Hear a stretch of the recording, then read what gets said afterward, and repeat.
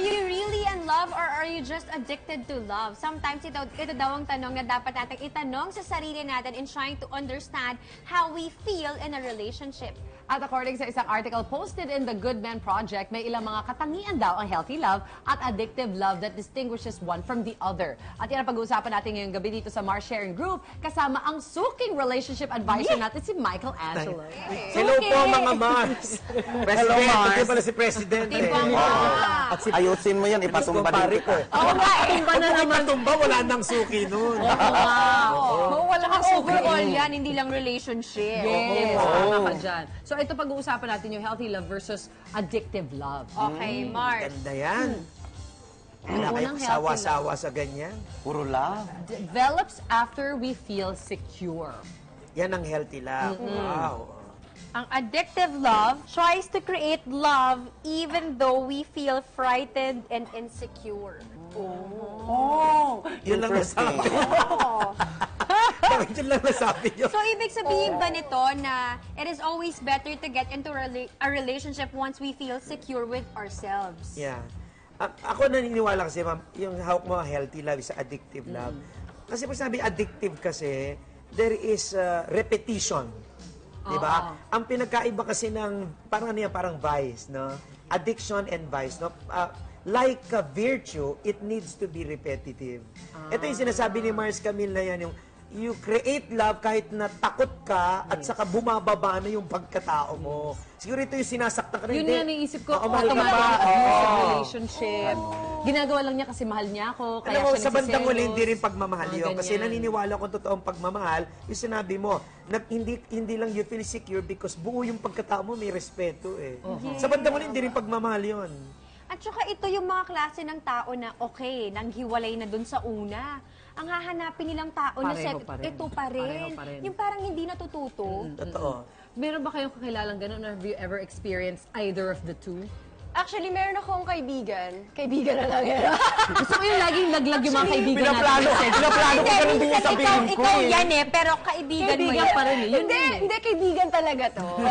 Hindi, kasi nabanggit lang din niya sa akin na parang na-realize daw niya na bago ka daw pumasok sa isang relationship, single siya for 7 years. Alright. Okay. So, kumbaga medyo na-hopeless romantic na siya. Pero ang sinabi niya sa akin, kaya daw siya wala pa siyang girlfriend hanggang ngayon. Kasi parang bago daw siya pumasok sa relationship, ayaw niya na hindi pa siya buo. Kasi hindi daw pwede na i-expect mo yung partner mo To fix you. to make you whole. Kumbaga dapat buo ka na. Hindi nagde-depend sa iba yung happiness mo. Right. Tama. And Para after 7 healthy years, yung feeling niya hindi relationship. pa rin siya buo.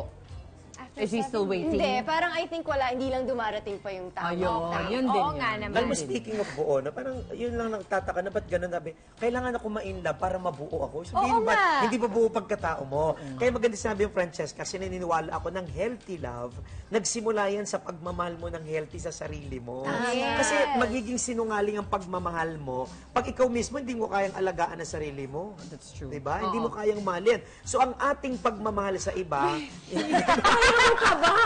Becky, kaya mo ka ba? yung pagmamahal natin sa iba, most likely, ganun natin mahalin ang sarili natin. Yung iba, akala nila, nagbibigay ako, pero sarili mo, ang damot mo. Hindi, binibili mo yung pagmamahal niya.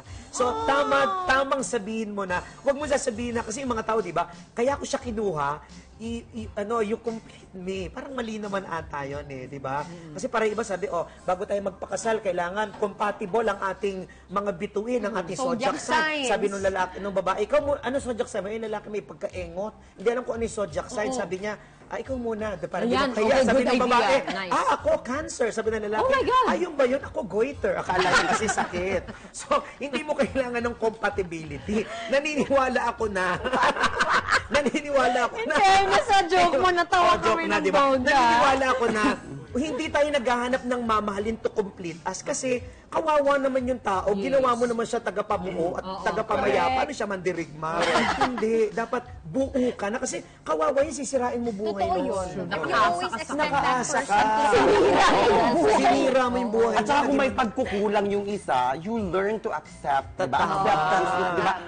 Kung meron siyang mga flaws, you learn to accept accept. And later on, magiging perfect din yung relationship Yeah. niyo. Oo. Kasi sa bagay, kung may flaws siya, kasi ibig sabihin, may flaws din tayo. Wala naman Correct. tao perfect. Correct. Kong na may takong. Lahat tayo may toyo. True. Tanggapin natin yan. Gusto ko yung may toyo. Okay, Kung may mga next. pinaghuhugutan kayo. Hindi ko Okay, next. tama. Then, Parang Mars. same. Saka mahirap pagka naging addictive love ka, pinahuli mga addict ngayon. Alam mo, Ipahuli sikip na ko sa yan. kulungan ngayon. Alalay ka, Mars. baka sabihin, nanlabang ka rin. Ako yan. Totoo. Comes from within, it wants to give. Ako Yan. naman, comes from outside. It wants to take. Yes. Puro kuha, Oo. kabig. Hindi pwedeng gano'n. May mga alam, minsan kayo nagkakagulo ang magkasintahan o magkaibigan or anumang relasyon that entails love. Dinidikta mo kasi yung lengguwahe ng pag-ibig mo sa tao. Hindi pwede yun eh. Tama sinabi mo, if you want to love a person, we have our own languages of love. Yes. And we need to respect them. May mga tao na ang language Sinabi of ko love. ba yun? Sinabi mo, Aba, matalino ka akalain pala. mo. Oo, so halimbawa, may mga tao, ang language of love, yung nililibre kayo, ang pinakamagandang language of love.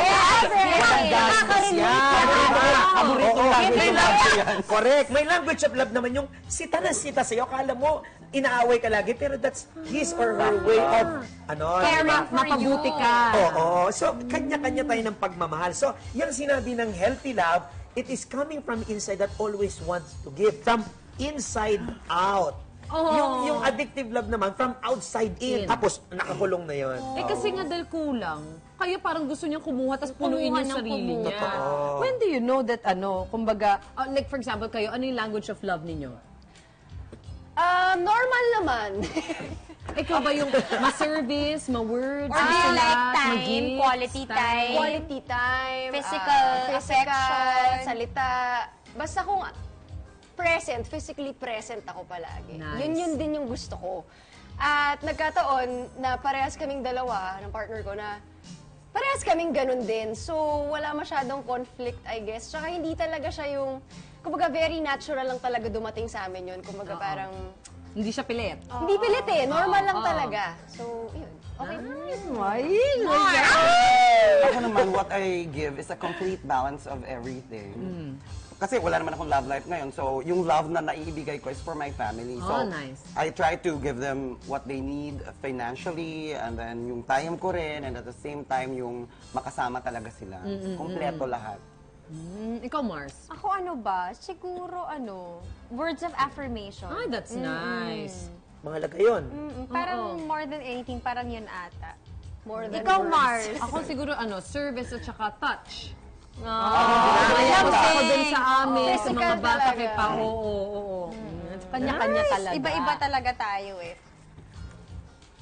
Saka ganyan kalalaki ang pag-ibig, ang lalaki ng tarps. Diba?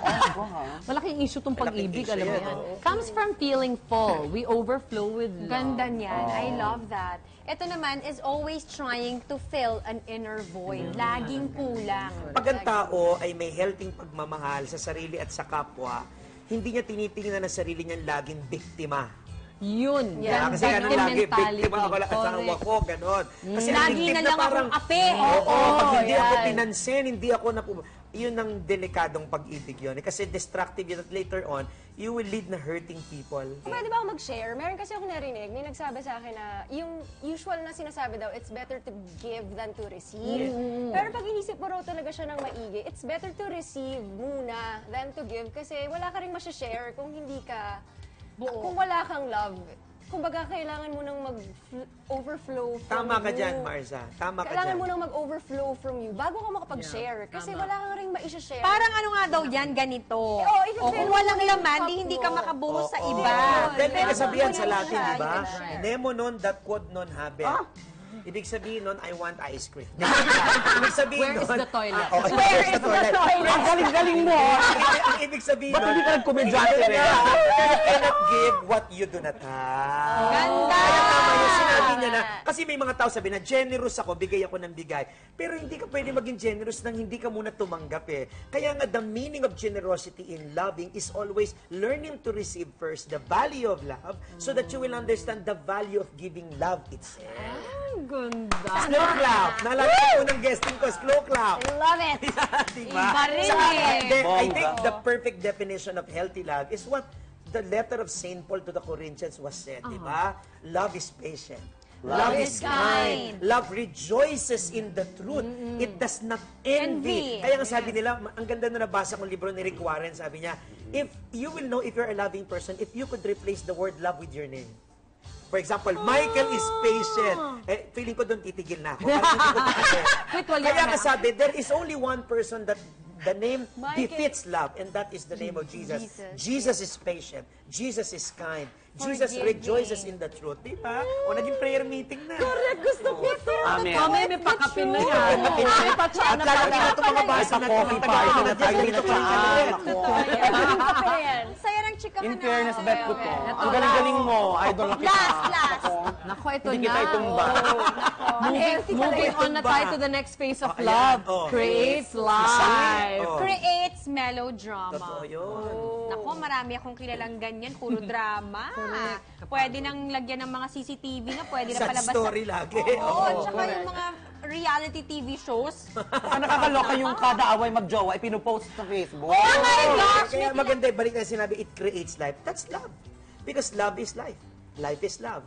Ang tunay na buhay, na totoong buhay ka, ay pagpuno ka ng pagmamahal. Kaya kung ikaw yung taong puno ng galit, parang patay ka na humihinga lang. Oh my God. Oo, Oh my susunod God, na, ang hininga mo, saddest babaho. thing that can ever Lahat happen to babaho sa'yo. I love this episode. Kilikili mo, low pressure area.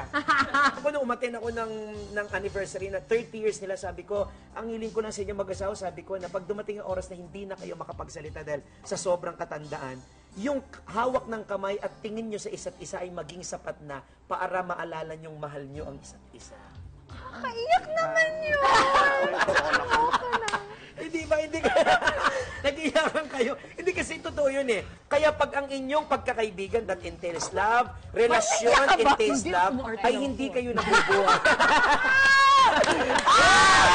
You're so witty! Oh, may guest ka na sa YouTube. Oo, guest kita. Thank you so much! Always a pleasure. First, ang mga show. Okay, thank you. Siyempre, manood po kayo ng hashtag Michelangelo this coming Saturday, 5 p.m. O, season 4 na kami, pa-5 na kami, at malapit na sila. Hindi pa nag-guess. Ayan.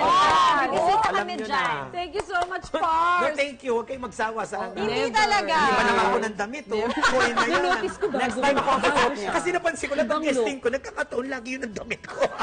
Baka kala nyo, wala naman ako. Oy, hindi namin nahalata. Hindi nyo nahalata. Ako Pero nahalata ito ako. napalata ako Parang sa ibang hiyang-hiya ako na nakita ko. So, nag-iba ako ng pang-itaas. Ito pa rin pa-imbaba. Salamat po. No, maraming salamat. Be happy always. That's love. my Love God. makes you happy. Totoo.